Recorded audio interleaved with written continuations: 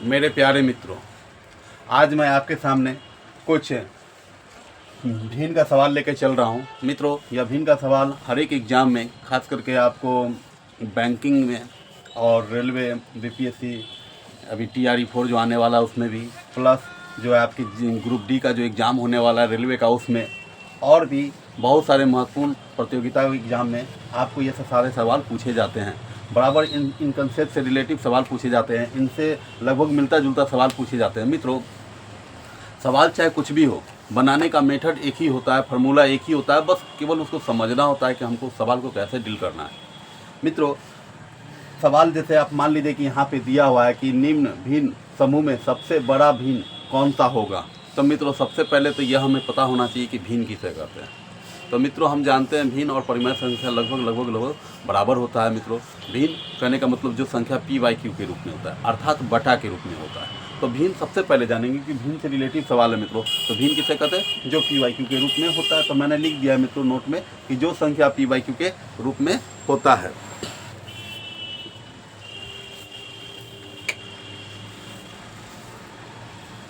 उसके बाद ध्यान देंगे मित्रों कि जो संख्या p/q के रूप में होता है उसे हम लोग क्या कहते हैं मित्रों? भिन्न कहते हैं। तो आप जान चुके हैं मित्रों कि जो संख्या p/q के रूप में होता है वो क्या कहलाता है मित्रों? भिन्न कहलाता है। तो अब सबसे पहले हम जान गए कि हाँ, भिन्न हमारा ये हो गया कि भिन्न संख्या वैसी संख्या जो p/q के रूप में हो। तो p/q के रूप में कहने का क्या मतलब होता है मित्रों? जैसे 6/7 ये p/q के रूप में हो गया, यानी कि a/b, कुछ भी आप कहते हैं, यानी जो संख्या बटा में हो, जो संख्या बटा में हो। जैसे मान लीजिए 6/7 है, 3/5 है, 8/9 है, 3/4 है, 7/8 है, कोई भी संख्या जो बटा में हो, यानी इस साइन को, जो बीच वाला साइन है, इसको हम लोग बटा बोलते हैं मित्रों। क्या कहते हैं? बटा बोलते हैं। तो सवाल को बनाने से पहले आप ये समझिए कि उसके बेसिक क्या है। बेसिक आप जैसे ही जान जाएंगे कि हाँ, ये सवाल का ये बेसिक है, आपसे सभी सवाल बनेंगे। तो मित्रों, हम तो जान गए कि हाँ चलो, हमारा ये भिन्न दिया हुआ है। अब इसमें सबसे पहले क्या पूछ रहा है मित्रों कि निम्न भिन्न समूह में सबसे बड़ा भिन्न कौन सा है। तो सबसे बड़ा जानने का बहुत सारा मेथड है मित्रों, बहुत सारा मेथड है। आप जैसे बना लो मित्रों, कभी कोई बच्चा जो है इन दोनों में डिवाइड करके निकाल लेता है, कोई मित्रों इसमें अंतर देख लेता है, कोई मित्रों इसका मान डेसिमल में निकाल लेता है, कोई इसको एलसीएम वगैरह ये सब लेकर के निकाल लेता है। माने बहुत तरह से मेथड से इंसान अलग अलग तरीके से बनाता है। मित्रों, यह जरूरी नहीं कि आप किस ट्रिक को प्रयोग कर रहे हैं, जरूरी यह है कि क्या आपका कंसेप्ट, आपका बेसिक क्लियर है, क्या आप समझ रहे हैं कि हाँ भिन्न क्या होता है और उसमें बड़ा और छोटा का मान क्या होता है, उसमें अंश क्या है, हर क्या है। तो ऊपर वाले मान को अंश बोला जाता है, नीचे वाले मान को हर बोला जाता है। मित्रों, गौर से देखेंगे, आप कॉपी में इसको लिखते चलेंगे जो भी हम बोल रहे हैं। ऊपर वाले मान को अंश बोलेंगे, नीचे वाले मान को हर बोलेंगे। तो ये हमारा हो गया मित्रों की भिन्न किसे कहता था? भिन्न p/q के रूप में होता है, ऊपर वाले को अंश और नीचे वाले को हर कहा जाता है। अब मित्रों ध्यान देंगे कि भिन्न जो संख्या p/q के रूप में हो, p/q के रूप में हो। अब ध्यान देंगे मित्रों कि ट्रिक क्या है कि जब ये पहला ट्रिक है, ट्रिक के आधार पर बता दिया मित्रों, इसको और भी मेथड से आप बना सकते हैं, मैंने ट्रिक के आधार पर बता दिया। क्योंकि एग्जाम में याद रख लीजिएगा कि आपको बनाना आता है, अच्छी बात है, लेकिन वहाँ समय की बचत बहुत करना होता है। क्योंकि मित्रों, भिन्न तो आप बचपन में भी सीखे होंगे। ये जरूरी नहीं है कि आप जो बचपन में सीखे हैं उसको आप, ये जरूरी नहीं कि आप इस सवाल को अच्छा सही बनाइए, एक्यूरेसी के साथ बनाइए, लेकिन टाइम बहुत ज़्यादा ले लीजिए, है ना। ये सब सवाल बनाने के लिए मित्रों मात्र 5 सेकंड की ज़रूरत है। उससे ज़्यादा अगर आपका समय लग रहा है तो समझिए कि आपका सवाल तो बन जाएगा, लेकिन एग्जाम निकालना बड़ा कठिन हो जाएगा। इसलिए मित्रों ध्यान देना क्या होगा कि समय पर, कि समय के साथ एक्यूरेसी होना चाहिए, नहीं टाइमिंग भी सही होना चाहिए और एक्यूरेसी भी सही होना चाहिए। तो मित्रों देखेंगे क्या कि हमने नोट में ट्रिक में क्या लिखा है कि जब सभी भिन्नों के अंश तथा हर में अंतर समान हो। तो मित्रों, अंतर करने का क्या मतलब हो गया? अंतर मतलब कि दो संख्याओं का बीच का मान घटाने पर, दो संख्याओं के बीच का मान घटाने पर, है ना मित्रों, उसको अंतर बोला जाता है। एक तरह से आप ये कह सकते हैं कि अंतर का मतलब घटाव होता है। एक तरह से यह भी आप समझ सकते हैं, एक तरह से अगर आप सोचेंगे यह, तो अंतर का मतलब घटाव होता है। लेकिन घटाव में होता है कि बड़ी संख्या छोटी संख्या ऊपर नीचे ये सब देखा जाता है, लेकिन अंतर का मतलब होता है दोनों के बीच का डिफरेंसेज, दोनों के बीच का अंतर क्या है। कभी मेरा मान छोटा हो सकता है, उसका मान बड़ा हो सकता है, लेकिन कभी उसका मान बड़ा हो सकता है, मेरा मान छोटा हो सकता है। तो कहने का मतलब क्या हुआ कि फिर भी डिफरेंसेस देखना है कि दोनों के बीच का डिफरेंसेस कितना है। राम जो है श्याम के साथ साइकिल से रेसिंग लगाया, कभी जो है राम जो है एक 0 पॉइंट पे 1 पॉइंट पे और श्याम जो है 5 पॉइंट पे चला गया, तो दोनों के बीच का अंतर क्या था 4। और कभी जो है श्याम जो है 5 के अंतराल पर है और अगला जो है वो 9 किलोमीटर की दूरी पर चला गया, तो दोनों का डिफरेंसेज क्या है तो 4। तो अंतर ऐसे देखा जाता है। अंतर का मतलब होता है दोनों के बीच का डिफरेंसेज कितना है, यानी घटाव उसको मान सकते हैं थोड़ी देर के बीच। तो क्या बोले, भिन्न संख्या वैसी संख्या जो PYQ के रूप में हो जब सभी भिन्नों के अंश तथा हर में अंतर समान हो। अंतर क्या होना चाहिए, समान होना चाहिए। तो बड़ा वाला मान बड़ा होगा और छोटा वाला मान छोटा होगा, अर्थात बड़ा वाला भिन्न बड़ा होगा और छोटा वाला भिन्न छोटा होगा। तो मित्रों सिंपली हो गया, देख लिए हम कि सब का अंतर कितना है। 6 में से 7 घटेगा तो 1, 7 में से 6 गया 1, 5 में से 4 गया 1, 9 में से 8 गया 1, 4 में से 3 गया 1, 8 में से 7 गया 1, यानी सबका अंतर देखिए तो मित्रों 1 है ना। सबका अंतर 1 है ना मित्रों, सबका अंतर 1 है। इसलिए इसमें सबसे बड़ा कौन सा मान है भिन्न का, तो सबसे बड़ा जो है हमारा 8/9 है। तो बड़ा भिन्न बराबर 8/9 आंसर हो गया। और छोटा भिन्न आप बता दो मित्रों कौन होगा। बड़ा भिन्न अगर 8/9 हो गया तो छोटा भिन्न कौन सा हो जाएगा। इसमें सबसे छोटा कौन है मित्रों, 3/4। तो सबसे छोटा वाला लिख लीजिए मित्रों, छोटा वाला 3/4।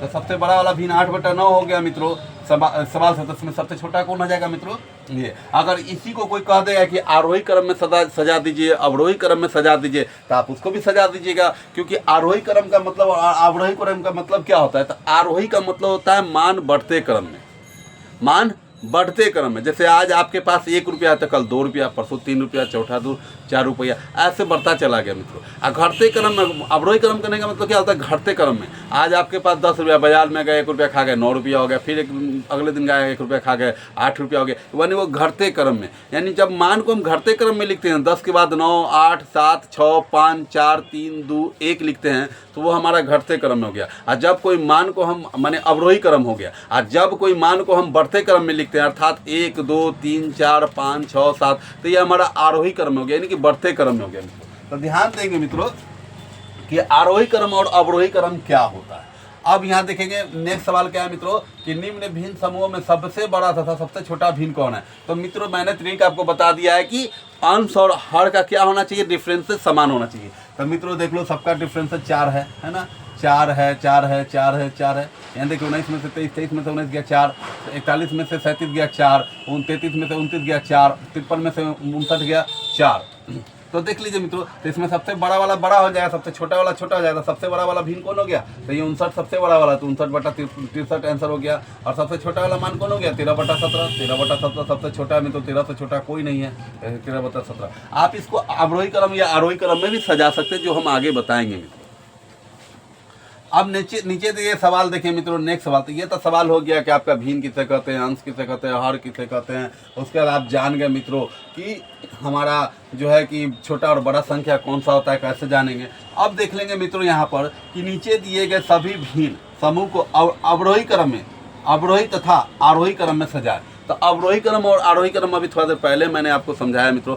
अवरोही करने का मतलब होता है घटते क्रम में, यानी बड़ा से छोटा होते चला, यानी कि 100, 99, 98, 97, 96, 95, 94, 93, 92, 91 ऐसे मित्रों घटते हुए क्रम में। अब बढ़ते क्रम में क्या हो गया मित्रों, 1, 2, 3, 4, 5, 6, 7, 8, 9, 10, 11, 12 धीरे धीरे बढ़ रहा है, ये अब बढ़ते क्रम हो गया। तो घटते क्रम को अवरोही बोलते हैं मित्रों, लिख लेंगे। बढ़ते क्रम को हम लोग घटते क्रम को हम लोग अवरोही बोलेंगे। घटते क्रम यानी 100, 99, 98, 97 ये घटते क्रम में हो गया मित्रों, यानी घट रहा है, तो इसको हम लोग अवरोही बोलेंगे। और जो मान बढ़ेगा 1, 2, 3, 4, 5 यानी इसको हम लोग आरोही कहेंगे, बढ़ते क्रम में आरोही और घटते क्रम में अवरोही, इसको लिख लेंगे मित्रों। उसके बाद देखेंगे मित्रों तो समूह को अवरोही तथा आरोही क्रम में लिखेंगे। तो 4 ऑप्शन है मित्रों, 3/7, 7/11, 13/17, 15/19। दूसरा ऑप्शन में 3/7, 13/17, 7/11, 5/19। तीसरा ऑप्शन है मित्रों 5/9, 13/17, 7/11, 13/7। और चौथा ऑप्शन है हमारा मित्रों 13/17, 7/11, 5/9 और 3/7। मित्रों ये तो सवाल आपके सामने 4 ऑप्शन है, इसमें पहचानना है कि अवरोही क्रम को ना आरोही क्रम को नहीं। तो मित्रों हम देखेंगे सभी भिन्नों में अंश तथा हर का अंतर 4 है। देख लीजिए मित्रों सब में 4 है, 4 में 3, 7 में से 3 जाएगा 4, 11 में से 7 जाएगा 4, 13 में से 17 में से 13 जाएगा 4, 19 में से 15 जाएगा 4। ठीक है मित्रों। यहाँ पे देखेंगे तो सब का मान क्या हो गया मित्रों, इक्वल हो गया, सभी का मान क्या हो गया, इक्वल हो गया। तो इस तरह से देखेंगे मित्रों कि सभी का तो मान इक्वल है, सबका डिफरेंस है 4 है, यानी सभी का अंतर 4 है, इसका भी अंतर 4 है मित्रों। आप देख लेंगे सवाल में 17 में से 13 जाएगा 4, 11 में से 4, 7 जाएगा 4, 9 में से 5 जाएगा 4, 7 में से 3 जाएगा 4।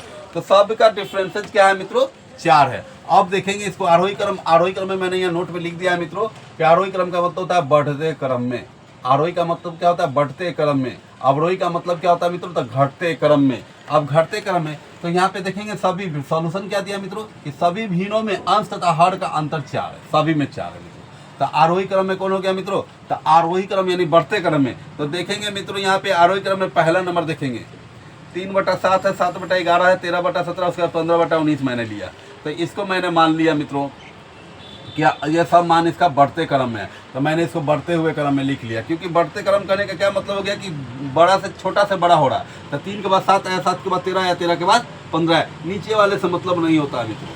क्यों, क्योंकि सबका अंतर समान है, इसलिए ऊपर वाले का मान जैसे जैसे बड़ा होगा वैसे वैसे मान उसका बड़ा होता चला जाएगा। बस ध्यान रखना क्या मित्रों, क्योंकि अंतर समान है, तो अंतर समान होने का मतलब है कि जैसे जैसे ऊपर वाले का मान बड़ा होगा मान का भी मान बड़ा होता चला जाएगा। इसलिए अवरोही क्रम में चला गया मित्रों, आरोही क्रम में चला गया 3/7, 7/11, क्योंकि 3/7, 7, 13 और 15 आया। तो मैंने इसको आपको क्या लिख लिया, आरोही क्रम में लिख लिया। और घटते क्रम में यानी कि अवरोही क्रम में लिखने के लिए क्या लिखा मित्रों मैंने कि यहाँ हमारा चौथा नंबर ऑप्शन, क्योंकि इस समय कोई घटते हुए क्रम में नहीं है मित्रों। देख लीजिए कैसे घटते हुए क्रम में, घटते क्रम में सबसे पहले सबसे बड़ा होना चाहिए और उसके बाद छोटा होना चाहिए। तो देखिए मित्रों ये 5 है, 5 के बाद 13 आ गया, बढ़ते घटते क्रम में नहीं है।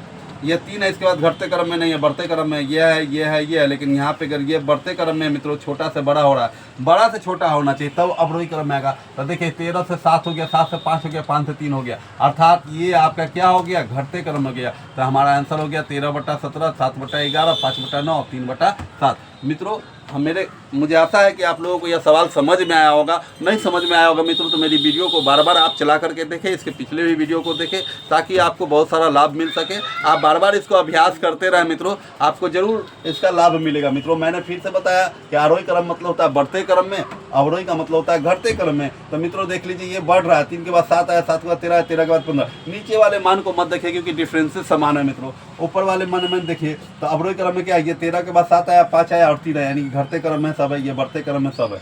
तो इस प्रकार हमारा सवाल मित्रों पूरा हुआ। आप इस सवाल को जरूर अभ्यास करेंगे क्योंकि यह आपके लिए बहुत ही उपयोगी है। यह सारे प्रतियोगिताओं परीक्षा में लगभग पूछी जाती है। इसलिए यह सोच के ना चले कि हाँ हम टीचर बीपीएससी TRE 4 के लिए भर रहे हैं, हम रेलवे के लिए भर रहे हैं, या हम MTS के लिए भर रहे हैं, या हम SSC के लिए भर रहे हैं। लगभग सब सवाल सब में आता रहता है मित्रों। केवल प्रैक्टिस की ज़रूरत है और अनुभव की ज़रूरत है कि सवाल बनेगा कैसे, और उसके बेस को जरूर क्लियर करते हुए चलेंगे।